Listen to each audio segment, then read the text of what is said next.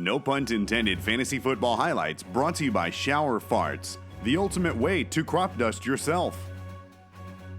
And with week 4 underway, we'll take a look at a team who is crop dusting all of their opponents with smiles on their faces. #Money Team.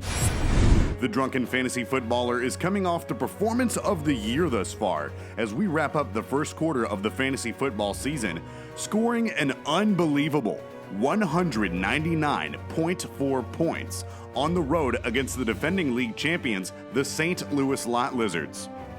And after suffering a huge Week 2 upset to the constipated Leather Daddies, team owner Lamar Peoples was able to cash in big and completely shut down the Lot Lizards' attempt to hoe their way in to yet another upset. #Money Team will be looking to pull off yet another dominating victory as he gets set to take on the league's 2018 runner-up, Sacs in the City. Team owner Bethany Horn is beginning to put her status as, quote, the queen of the scoreboard in jeopardy as she is coming off her worst showing of the season, putting up a middling 90.3 fantasy points against the constipated Leather Daddies, her first performance of less than 100 points this season. We'll see if Sacs in the City can freshen up and show out in style against the league's overall highest scoring squad as she looks to pull out a vintage performance that deemed her the league's highest regular season scoring squad last year. Up next, it's a battle of kinky things versus pinky rings as the constipated Leather Daddies get set to take on T-Bows before hoes. The Leather Daddies are coming off their best performance yet, posting an even higher point total than they did in their huge Week 2 upset over #Money Team, and it seemed as though their X-rated ways were just too much for Sacs in the City to handle. And with the cash flowing in at team owner Danny Gilmore's online sex shop, Total Fallacy and more, we'll see if the Leather Daddies can keep their cheeks clenched once again in order to avoid letting their bowels loose of their winning ways. T-Bows before hoes, meanwhile, have just not been able to establish the type of presence that you would expect of a handler of hoes, as they have instead pimped themselves out to an 0-3 start in their no pun intended fantasy football league debut. Nevertheless, we'll see if recent free agent acquisition Daniel Jones, aka Danny Dimes, can help team owner Kyle Curry keep his hoes in check, as this may be the last opportunity to avoid being labeled as a pimp in distress. Up next is a Western Division tilt as rookie sensation Josh Brown and the Chocolate Herd get set to host Vincis Earbiters. The Earbiters were able to realign their jaws after a tough loss to Jason Knoll and the IT crew in Week 2, narrowly avoiding a defeat to the league's other Jason LaRoche, on the coattails of a huge performance by no-name wide receiver Nelson Aguilar. We'll see if the former 6-time fantasy football champion can chomp down once again as they look to give their rookie opponents their first loss of the season. Meanwhile, the Chocolate Herd continues to stampede their way through the competition, pulling off their 3rd consecutive upset to begin their rookie campaign after a night of rough intimacy with the Bellingham Bimblaasays.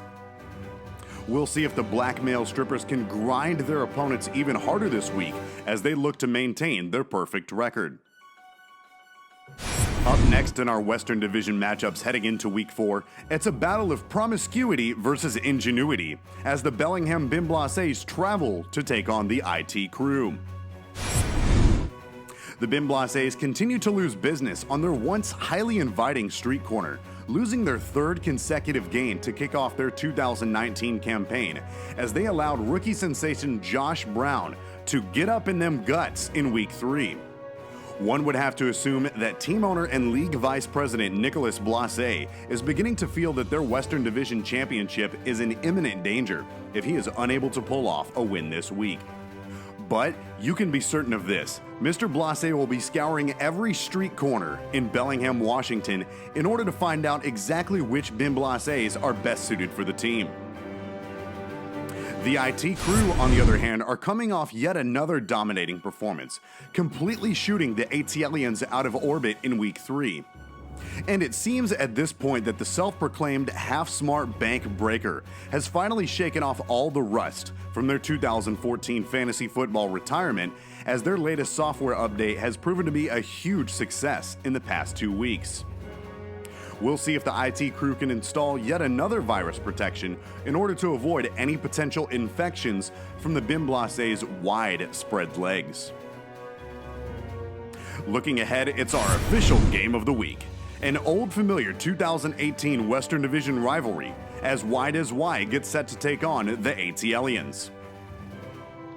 Wide as Y enters Week 4 on the losing end of yet another hard-fought battle, as the Dr. Pepper Gurus were only equipped with caffeine-free beverages against the Vincis Earbiters in Week 3.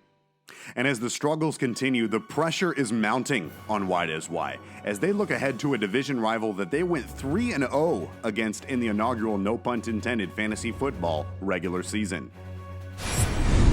And perhaps the only other team with more pressure on them than Wide as Y this week is the ATLians, who are still trying to shake off the cobwebs after an absolute clobbering by the IT crew.